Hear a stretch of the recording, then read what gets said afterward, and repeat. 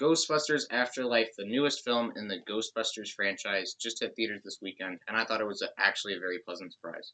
So let's talk about it. Also, just right before I get into this, I am ranking all four Ghostbusters movies tomorrow, so if you like this video, I would definitely recommend checking that out. And then starting off with the positive, I don't have a whole lot to say about this movie either way. The biggest strength is the characters. All of them are likable and charismatic, and they really stand out because at the beginning they're given either a flaw or a dynamic with another character, and all of it is fleshed out throughout the movie and paid off at the end. And that was just cemented this movie as having these very emotional character arcs. Carrie Coon is a very great actor, and she is really good in this movie. She plays this struggling single mother who's coming to terms with the death of her estranged father, and she's very emotional, but throughout she's also funny, and she's able to keep a positive attitude and, is optimistic in her difficult situation, which was just kind of uplifting to watch. Great performance all around. Paul Rudd, he's delivers by far the most solid jokes in the movie. He's a veteran comedic actor who just brings his A game, and he's always funny in movies like this, and it just works. I'm glad that they really cast him. Finn Wolfhard is also in this movie. It's an objective thing to say about that. The thing about Finn Wolfhard is that I don't think he's a good actor. His delivery in Stranger Things and in this movie is kind of questionable to me.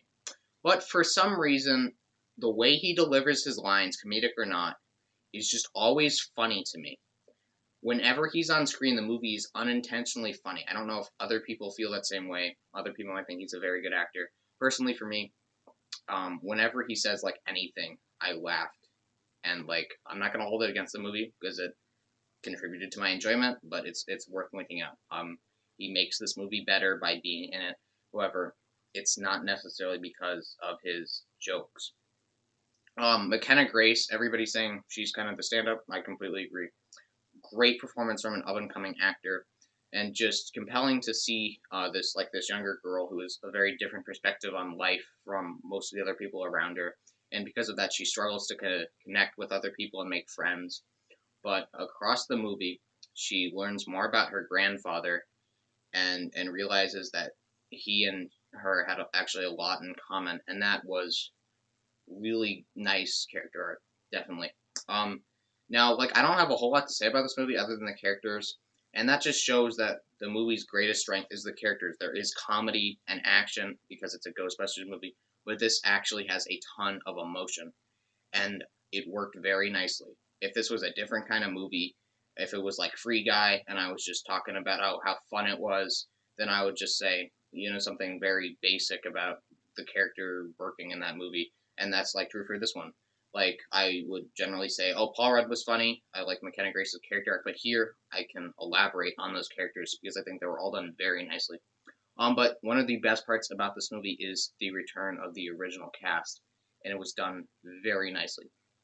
Well, they do bring back, and I'll talk about spoilers here. They do bring back Bill Murray, uh, Dan Aykroyd, Harold Ramis in some capacity, and the other main actors from the originals.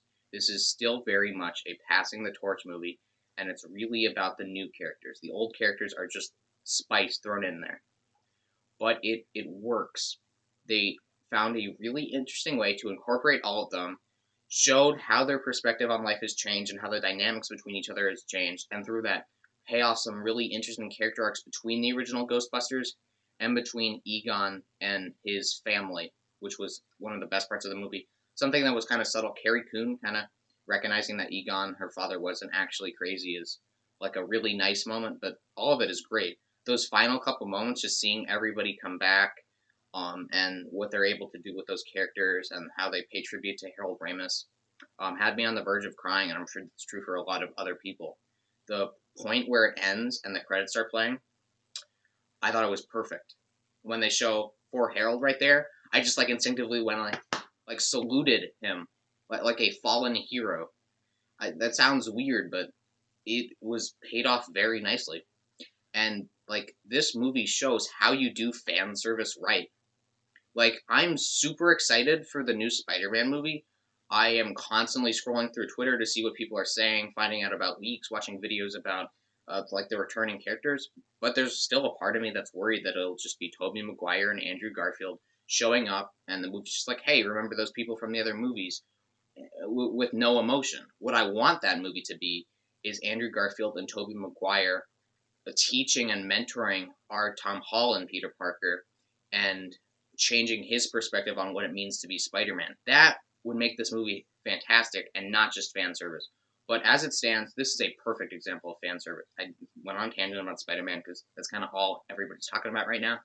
But this was a great movie, and like I'm not a huge Ghostbusters fan, and I wasn't like super excited for this movie, but it definitely blew past my expectations, and this is a must see if you're a Ghostbusters fan.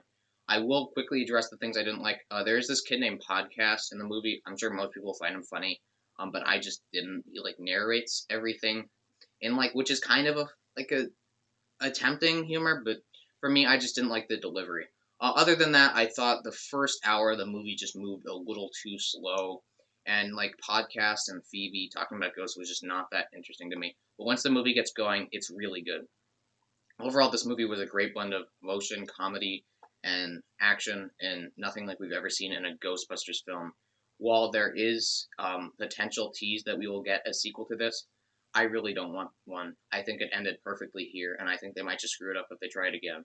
With that said, that is my review of Ghostbusters. I'll be ranking all four Ghostbusters movies tomorrow, and I got more videos coming soon. Thank you so much for watching.